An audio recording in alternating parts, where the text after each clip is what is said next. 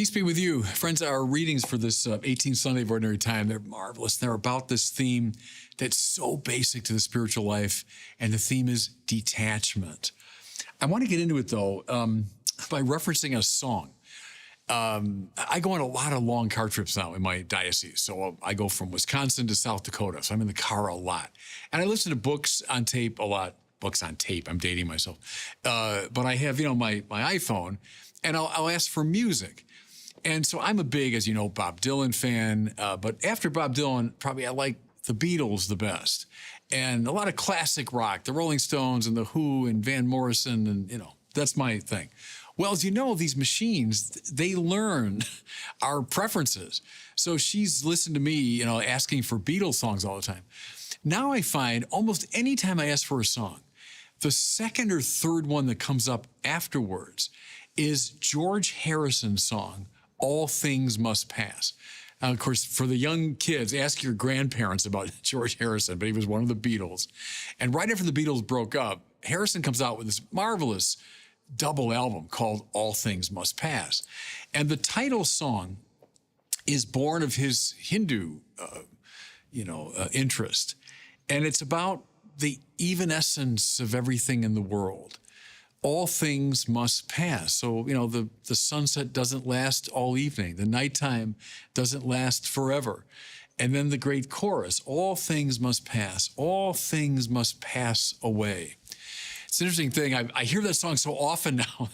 I've gone home to my home and I have my guitar. I'm not a great guitar player. I'm like a campfire guitar player, but I can play songs and chords. And so I looked up All Things Must Pass. And it's an interesting thing that as it goes into the chorus, which is a very singable chorus, but usually as you make that transition, it gives you a major chord that draws everybody in.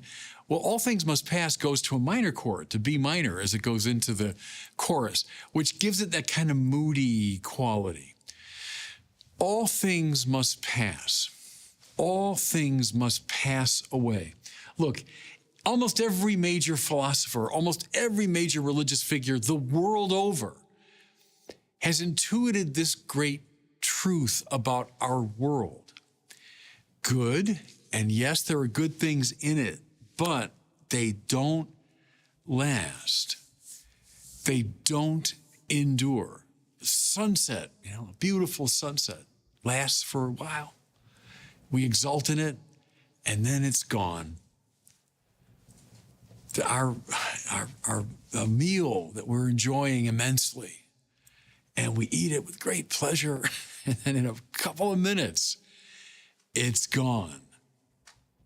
A great conversation. You're with a friend and you're sharing your life at a deep level and you're just loving this conversation, finding it very interesting, wonderful, and then it's over. Maybe, most poignantly, it's with a piece of music. The way music is structured, not like a sculpture that you can at least see for a long time. Music comes and it goes, doesn't it? I mean, the notes sort of flow past you. You're listening to Beethoven's Ninth Symphony or some marvelous thing, and then it's over. All things must pass. All things must pass away. That's life. Well, now, with George Harrison in mind, so those like me, old enough to remember George Harrison, but young people, ask Siri about it. She'll play it for you. With that in mind, look at our first reading from the marvelous book of Ecclesiastes. Vanity of vanities, says Koheleth. Vanity of vanities, all things are vanity. Koheleth, it's just Hebrew, it means like the assemblyman, something like that. You could say the churchman, because kahal is something like church assembly. So this person, this Koheleth, he's been identified in the great tradition with King Solomon, someone who had it all. Think of Solomon, the wisest, richest, most powerful figure of his time. His conclusion, all things must pass. Vanity of vanities. The Hebrew behind vanity there is very interesting. It's the word hebel. Hebel means something like wind or even like bubble. It sort of sounds like bubble, hebel, bubble. All things are like a bubble. Think of a bubble. And as it's floating there, and he goes, hey, that's beautiful. Look at that. And sometimes, colors kind of play on a bubble. And then, like that, it's gone. All things pass away. All things pass away. Listen, much of the book of Koheleth is simply specifying this idea, giving example upon example. But listen to some of them. Here's one who's labored with wisdom and knowledge and skill, and yet to another who's not labored over it, he must leave his property. So think of someone whose whole life has been about property and riches, and I'm going to work, and I'm going to get up early, and I go to bed late, and I'm going to do whatever I can to get the biggest house and the most money. And then what? Your life, it's over, the psalmist says, like a sigh. I'm right, aren't I? Anyone old enough, you know that. Your life's over like a sigh. And you've spent all this time and energy, and what happens to all that stuff you piled up? It goes to someone who maybe never worked a day in his life. It's inherited by someone that you don't even know. All things must pass. All things must pass away. What profit comes to man from all the toil and anxiety of heart with which he's labored under the sun? All his days are sorrow and grief. At night his mind is not at rest. This also is vanity.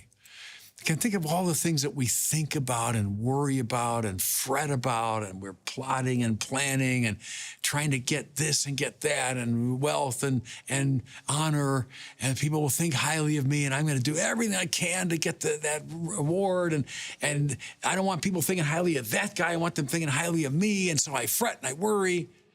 And what? All things must pass. All things must pass away. Vanity of vanity, bubble of bubbles, everything's like a bubble. Okay, so you say, well, am I left in sort of despair now? So what's the point? Life just seems like it doesn't mean anything. No. Listen now to St. Paul. This is our second reading, Paul to the Colossians. If you were raised with Christ, seek what is above, where Christ is seated at the right hand of God. Think of what is above, not of what is on earth. Okay, now, just to be really clear about this is not some despairing flight from the world spirituality. This is not to say, well, this life is just a waste of time, forget about it, and let's get up to heaven as soon as we can. No, we're playing a much more subtle game here. We're not saying everything in this world is bad. No, what we're saying is nothing in this world finally lasts. Therefore what? Two things. Wear this world lightly. It doesn't mean disdain it or hate it. It means don't cling to it. Don't think it's going to make you happy, because it's just like one of those, those cottonwood seeds that float through the air. And if you try to grab it, the very act of grabbing will push it away from you. So if you grasp at this world, it'll turn to dust in your fingers. Appreciate it. Love it. So that sunset that George Harrison sings about. Look at it. Take it in. Beautiful, love it.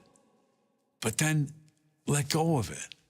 That's not your ultimate happiness. The house that you live in, that you've labored for, good, enjoy it. Don't cling to it. Those honors that people give you, they're nice. Enjoy it, for the moment, and then forget about it. Where should your eyes be fixed? Where should the eyes of your soul be fixed? Again, listen. If you were raised with Christ, seek what is above. Now, what's above? That means the realm of God. That means the good things of heaven. That means the permanent things. Following the will of God, that's where you should have your soul directed. Remember last week, your kingdom come, your will be done on earth as in heaven. Keep yourself aligned. Put your will within the context of God's will. Keep your heart fixed above. Then you can take in this world with the proper attitude. Not clinging to it desperately. No, because you know your treasure's in heaven. Your ultimate goal is union with God, and God does not pass away. God does not change. God is not evanescent. So fix your heart on God, and then you can let go of this world in the proper attitude. Now, with all that in mind, let's look briefly at the gospel, Jesus' great parable. He told them a parable. There was a rich man whose land produced a bountiful harvest. He asked himself, what shall I do? I don't have space to store my harvest. So here's a guy, very successful. We'd say today, he's a private equity investor who just made tons and tons of money, and he's got homes and cars and vacation homes and all that. What will I do? I know, I will tear down my barns and build bigger ones.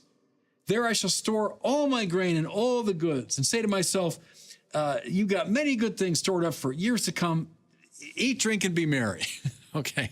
See, it's an image of somebody who's clinging desperately to this world, who's going to find his satisfaction in all the things that he possesses.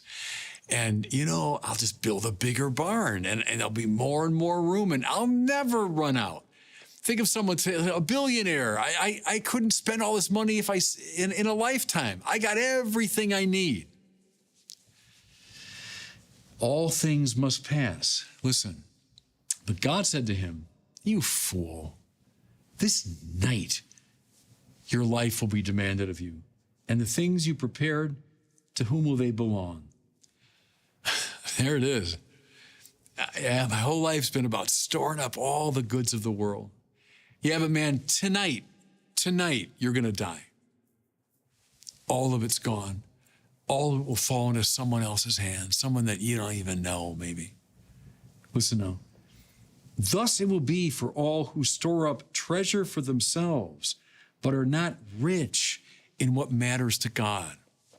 Now, let's get down to brass tacks as I close. What matters to God? Love. God is love, right? Heaven is the place where love obtains radically. That's what heaven means. What lasts? I'll quote Cardinal George again here. The only things we take with us into heaven are the things we've given away on earth. He doesn't mean like, okay, if I give away all these cars and houses, and so I'll have them in heaven. What he means is it's that attitude of giving away. That's the substance of heaven.